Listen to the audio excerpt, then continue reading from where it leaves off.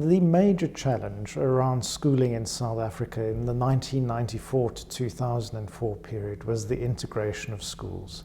So almost all education policy developed shortly before the elections, and then in the next 10 years focused on the racial integration of schooling on the one hand and the development of one education system, one national curricula on the other hand.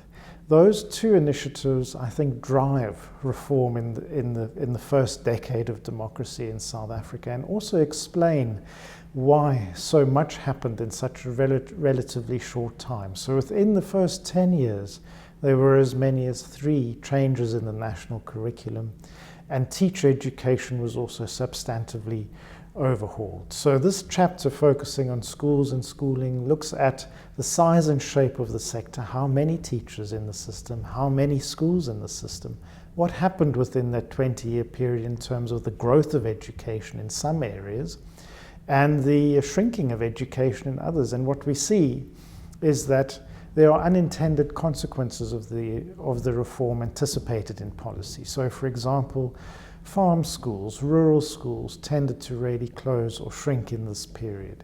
And urbanization and urban schools expanded massively, and not only in terms of the influx of people from rural areas to urban areas, but also in terms of the development of a burgeoning black middle class in South Africa. And as that class grew, the demand for better quality education also grew. And so you see these migrations between poorer and middle class areas internal to cities on the one side, and you see these migrations from rural to urban settings on the other side. So it's an incredibly complex and diverse environment, the schooling environment, and fascinating in terms of looking at the impact of those reforms towards education and the quality of education in relation to actual change.